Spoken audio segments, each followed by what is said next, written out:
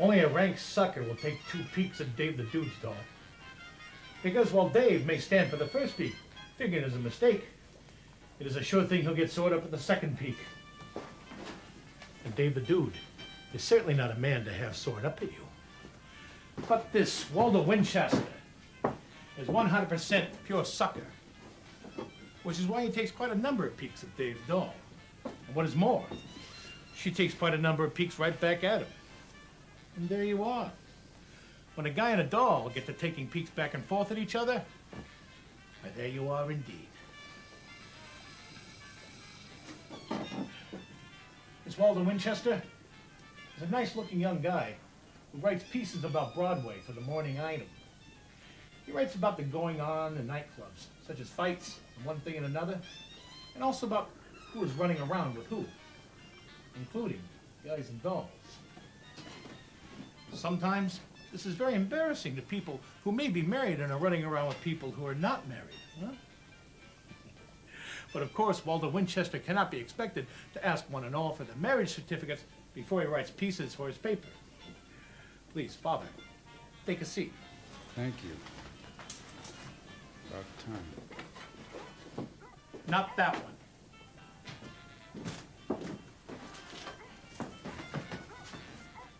Got your beads. The chances are, if Waldo Winchester knows Miss Billy Perry is Dave the Dude's doll, he'll never take more than 1 peek at her. But nobody tips him off till the second or third peek. And by this time, Miss Billy Perry is taking her peeks back at him, and Waldo Winchester is hooked. In fact, he is plumb gone. And being a sucker, like I tell you, he does not care whose doll she is. Personally, I do not blame him much, for Miss Billy Perry is worth a few peeks. Especially when she's out on the floor of Miss Missouri Martin's 1600 Club doing her tap dance. Still, I do not think the best tap dancer that ever lives can make me take 2 peeks at her if I know she's Dave the Dude's doll. Well, Dave somehow thinks more than somewhat of his dolls. It happens that this Waldo Winchester comes along. Well, Dave the Dude is off in the Modoc doing a little run down to the Bahamas to get some goods for his business, such as scotch and champagne. And by the time Dave gets back, Miss Billy Perry and Waldo Winchester are at the stage where they sit in the corners between her numbers and hold hands. Of course, nobody tells Dave the Dude about this, because they do not wish to get him excited. Not even Miss Missouri Martin does. Which is most unusual, because Miss Missouri Martin, who is sometimes called Mizzou for short, tells everything she knows as soon as she knows it, which is very often before it happens. You see, the idea is when Dave the Dude is excited, he may blow somebody's brains out. And the chances are it'll be nobody's brains but Waldo Winchester's. Although some claim that Waldo Winchester has no brains, where he will be not hanging around Dave the Dude's doll. Well, one night, what happens? But Dave the Dude walks into the 1600 Club. And there in the entrance, what does he see but this Waldo Winchester and Miss Billy Perry kissing each other back and forth, very friendly. Right away, Dave reaches for the old equalizer to shoot Waldo Winchester. But it seems Dave does not happen to have the old equalizer with him, not expecting to have to shoot anybody in particular on this evening. So Dave the Dude walks over. And as Waldo Winchester hears him coming and lets go his stranglehold on Miss Billy Perry, Dave nails him with a big right hand on the chin. I will say for Dave the Dude that he is a fair puncher with his right hand. To his left is not so good. And Waldo Winchester gets knocked bow-legged. In fact, Waldo folds up right on the floor. Dave walks over and starts to give Waldo Winchester the leather, which is considered customary in such cases. But he seems to change his mind, and instead of booting Waldo around, Dave turns away and walks out of the joint looking very black and mad. And the next thing anybody hears of him, he's over in the chicken club doing plenty of drinking. This is regarded as a very bad sign indeed, because while everybody goes to the chicken club now and then to give Tony Bertozzola, the owner, a friendly play, very few people care to do any drinking there, because Tony's liquor is not meant for anybody to drink, except the customers. Well, Miss Billy Perry gets Waldo Winchester on his pegs again, and wipes his chin off with a handkerchief, and by he is all okay except for a big lump on his chin. And all the time she is telling Waldo Winchester what a big bum Dave the Dude is. Although afterwards, Miss Missouri Martin gets a hold of Miss Billy Perry and puts the blast on her plenty for chasing a two-handed spender such as Dave the Dude out of the joint. But I love Mr. Winchester, says Miss Billy Perry. He is so romantic. He's not a bootlegger and a gunman like Dave the Dude. And he puts lovely pieces in the paper about me, and he is a gentleman at all times. Now, of course, Miss Missouri Martin is not in a position to argue about gentlemen, because she has so few of them in the 1600 Club, and anyway, she does not wish to make out Waldo Winchester mad, as he's apt to turn around and put pieces in his paper that'll be a knock to the joint. So she lets the matter drop. Miss Billy Perry and Waldo Winchester go on holding hands between their numbers and maybe kissing each other now and then, as young couples are liable to do. And Dave the Dude plays the chill for the 1600 Club, and everything seems to be all right. Naturally, we're all very glad there's no more trouble over the proposition, because the best Dave can get is the worst of it in a jam with a newspaper guy.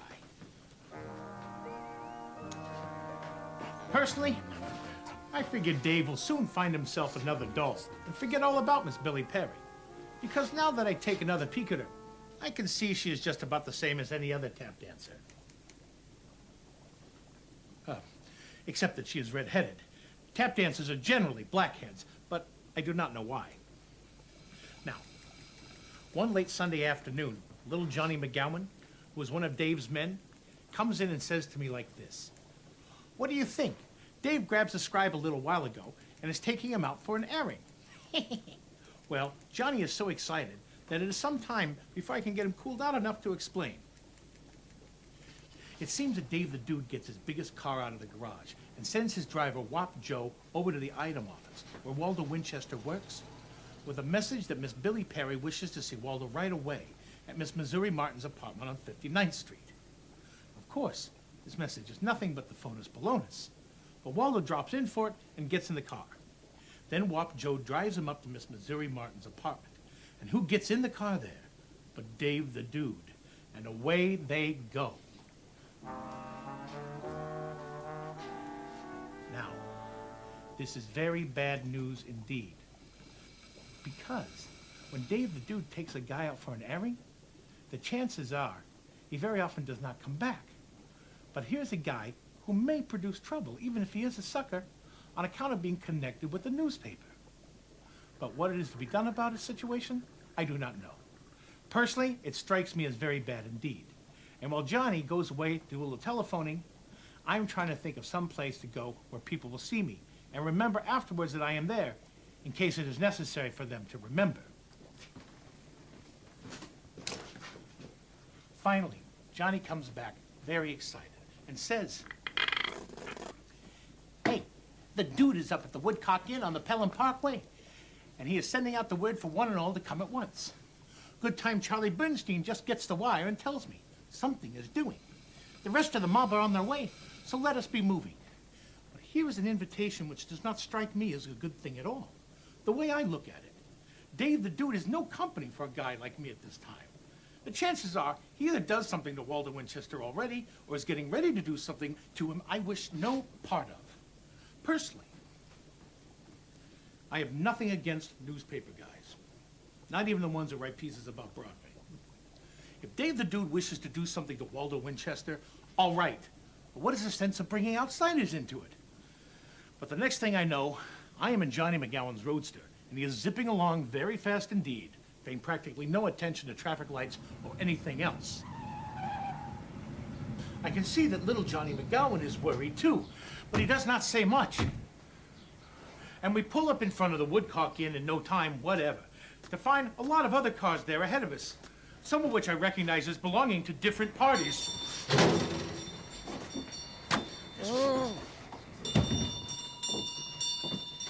No, gentlemen, you must have the wrong place. You want the Unitarian Church. Oh, yes, thank you. Bye-bye.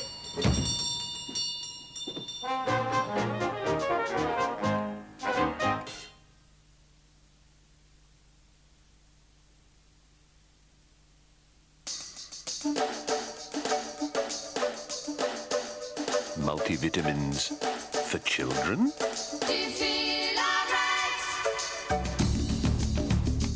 Multivitamins with calcium.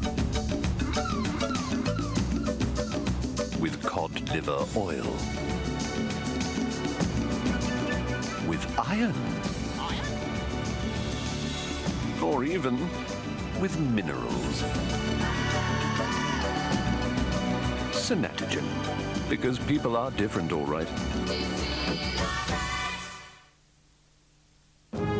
Kellogg's Fruit and Fiber has so many delicious combinations, you're never tired of the taste. Oh, no, we've run out of milk. Don't worry, I've sent George to get some from those French blokes outside. I'm back. Kellogg's Fruit and Fiber, you never tire of the taste. By making the flakes lighter and crispier, we've made Kellogg's Fruit and Fiber taste better than ever. Hey, Metalhead, your dad's phoning tonight about 7 o'clock. Oh, very funny. I do miss you. I just wish you could come home more often. Oh, he's fine. He's getting more of a handful every day. Hang on, I'll put him on. Hi, Dad. Kleenex tissues. Yeah, she's fine. One of life's little comforts. Guess what? I'm in the first 11. Heartburn, acid indigestion, trapped wind. Andrew's antacid tablets help relieve 3 kinds of indigestion. They fizz pleasantly on the tongue, and 2 tablets can neutralize the acid in 5 lemons. When it comes to the acid test, Andrew's antacid tablets help relieve 3 kinds of indigestion. Suck 'em and see. If you're looking for new frames, where can you choose from hundreds and hundreds, every single one at half price? At Boots Opticians' January sale. 51, 52, 53... From time to time, when you just can't sleep, take new Nitol. Just 2 tablets, and Nitol gently helps you fall fast asleep. Try new Nitol, only available from your pharmacist, and say good night all. As you can see, Sainsbury's is essential for choice. Essential for quality. And with Sainsbury's Italian quick cooking spaghetti for 39p, essential for the essentials.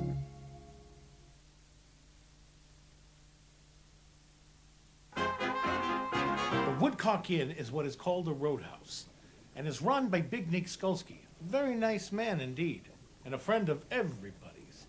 There's a lot of racket in the joint as we drive up, and who comes out to meet us but Dave the Dude himself with a big hello.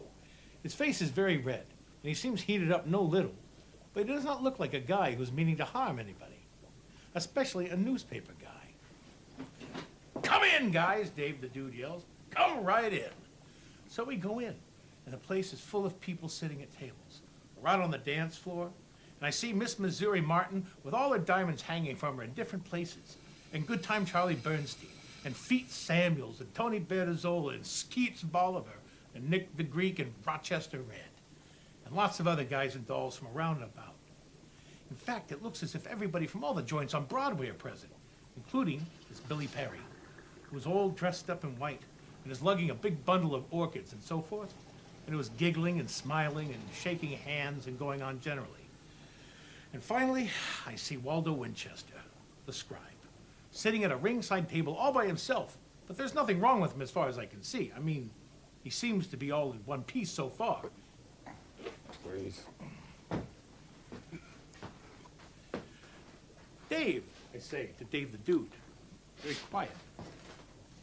What is coming off here? You know, a guy cannot be too careful what he does around this town. And I'll hate to see you tangled up in anything right now. Why, Dave says, what are you talking about? Nothing is coming off here but a wedding. And it's going to be the best wedding anybody in Broadway ever sees.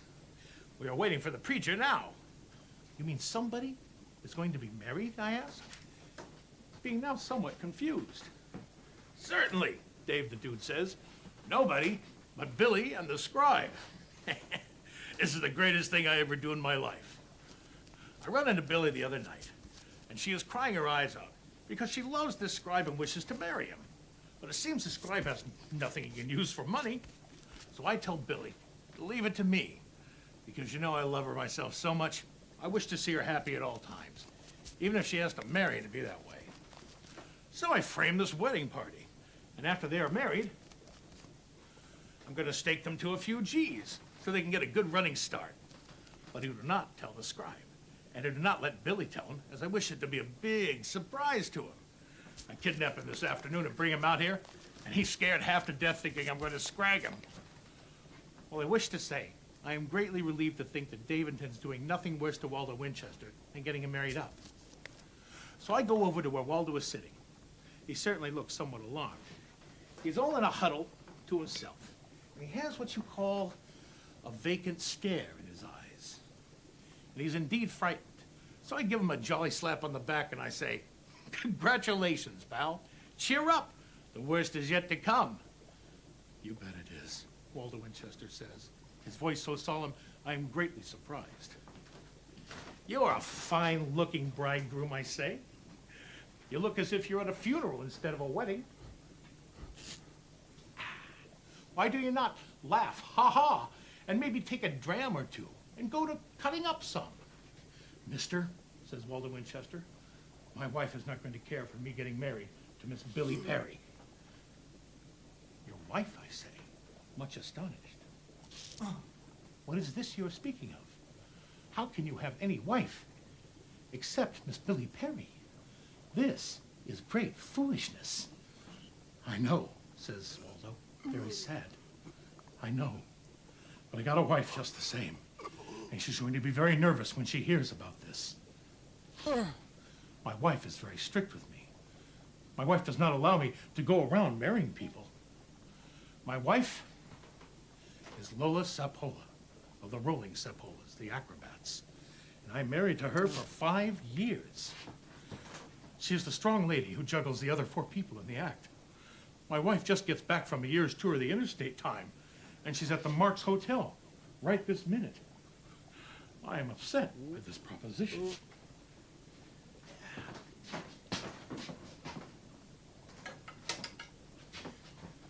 Does Miss Billy Perry know about this wife, I ask? No, he says. No. She thinks I'm single. But why do you not tell Dave the Dude you are already married when he brings you out here to marry you off to Miss Billy Perry? Well, Waldo says, if I tell Dave the Dude I am married after taking this doll away from him, I'm quite sure Dave will be very much excited and maybe do something harmful to my health. Now, there is much in what the guy says. And it is a sure thing I do not wish to be around when Dave the Dude hears Waldo is already married. I'm thinking that, maybe, I'll get that coin later, Father. I'm thinking that maybe I'd better take it on the lam out of here. When there's a great row at the door, and I hear Dave the Dude yelling that the preacher arrives. He's a very nice-looking preacher, at that. Though he seems somewhat surprised by the goings-on, especially when Miss Missouri Martin steps up and takes charge of him. Miss Missouri Martin tells him she is fond of preachers and is quite used to them because she is twice married by preachers and twice by justices of the peace and once by a ship's captain at sea. By this time, one and all present, except maybe myself and Waldo Winchester and the preacher and maybe Miss Billy Perry, are somewhat corned. Dave the Dude is more corned than anybody else, but he seems to be getting a great bang out of the doings. Well, by and by, Nig Sculsey has the dance floor cleared, and then he moves out on the floor a sort of arch of very beautiful flowers. The idea seems to be that Miss Billy Perry and Waldo Winchester are to be married under this arch. I can see that Dave the Dude must put in several days planning this whole proposition, and it must have cost him plenty of the old do-re-mi, especially as I see him showing Miss Missouri Martin a ring, a diamond ring, as big as a cough drop. Meanwhile, I take another peek at Waldo Winchester to see how he is making out. Miss Billy Perry is sitting with him, and the orchestra leader is calling his men dirty names because none of them can think up of how "Oh, Promise Me" goes. When Dave the Dude yells, "Well, we're all set. Let the happy couple step forward." Miss Billy Perry bounces up and grabs Waldo Winchester by the arm and pulls him up out of his chair. After a peek at his face, I am willing to lay 6-5. He does not make the arch. But he finally gets there with everybody laughing and clapping their hands, and the preacher comes forward, and Dave the Dude looks happier than I have ever seen him look before in his life, as they all get together under the arch of flowers. Well, all of a sudden, there is a terrible racket at the front door of the Woodcock Inn, with some doll doing a lot of hollering and a deep voice that sounds like a man's. And naturally, everybody turns and looks that way. The doorman, a guy by the name of Slugsy Sachs, who is a very hard man indeed, seems to be trying to keep somebody out. But pretty soon there's a heavy bump, and Slugsy Sachs falls down. And in comes a doll about 4 feet high and 5 feet wide. In fact, I never see such a wide doll. She looks all hammered down. Her face is almost as wide as her shoulders. It makes me think of a great big full moon. She comes in bounding like, and I can see that she's all churned up about something.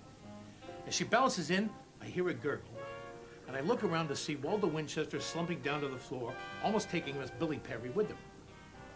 Well, the wide doll walks right up to the bunch under the arch and says in a large bass voice, "Which one of you is Dave the Dude?" "I am Dave the Dude," says Dave the Dude, stepping up. "What do you mean by busting in here like a walrus and gumming up our wedding?" "So, you were the guy who kidnaps my ever-loving husband to marry him off to this little red-headed pancake here, are you?" the wide doll says, looking at Dave the Dude, but pointing at Miss Billy Perry. Well now, calling Miss Billy Perry a pancake to Dave the Dude is a very serious proposition.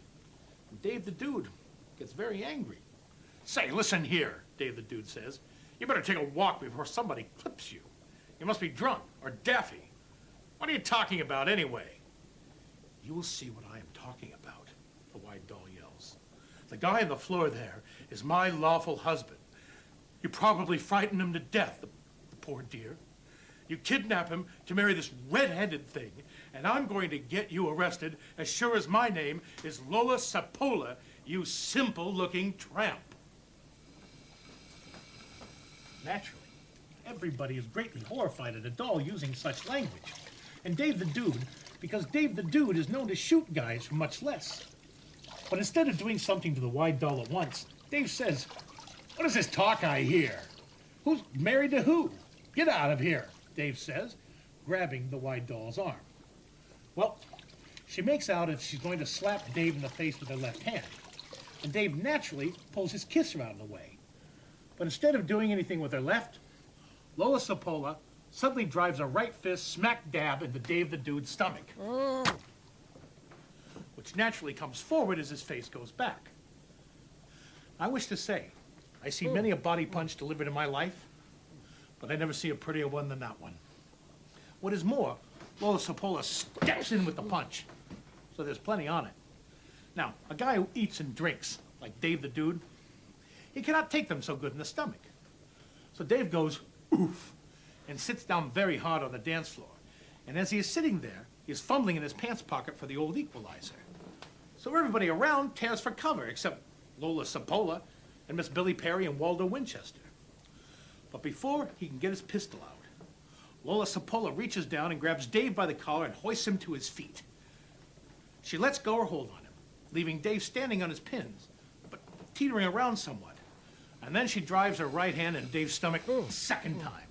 The punch drops Dave again, and Lola steps up to him as if she's going to give him the foot, but she only gathers up Waldo Winchester from off the floor and slings him over his shoulder like a sack of oats and starts for the door. Dave the Dude sits up on the floor again, and by this time, he has the old equalizer out, his Duke. "Only for being a gentleman, I will fill you full of slugs," he yells.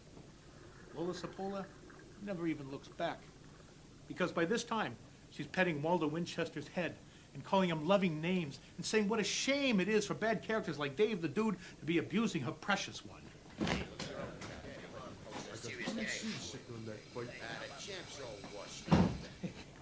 Well, after she gets out of sight, Dave the Dude gets up off the floor and stands there looking at Miss Billy Perry, who's out to break all crime records. The rest of us come out from undercover, including the preacher, and we're wondering how mad Dave the Dude is going to be about the wedding being ruined. But Dave the Dude seems only disappointed and sad. "Billy," he says to Miss Billy Perry, "I'm mighty sorry you do not get your wedding. All I wish for is your happiness. But I do not believe you can ever be happy with this scribe if he also has to have his lion tamer around. As Cupid, I am a total bust. This is the only nice thing I ever tried to do in my whole life. And it's too bad it does not come off. Maybe if you wait until we can drown her or something." "Dave," says Miss Billy Perry, dropping so many tears that she seems to finally wash herself right into Dave the Dude's arms. "I will never, never be happy with such a guy as Waldo Winchester. I can see now you are the only man for me." Here's your Coke bottle, Father. This is just... There we go. last time. Well, well, well. Dime for your time.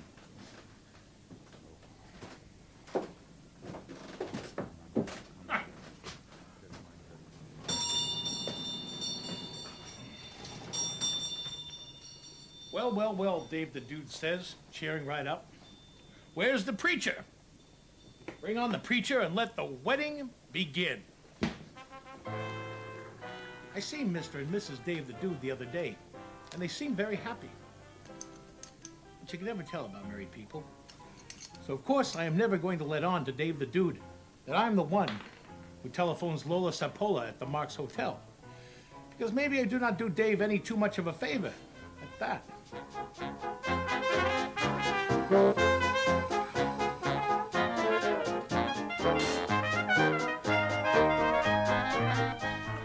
Next Saturday, the story of Rose Viola, the Slinky nightclub. We'll get to hear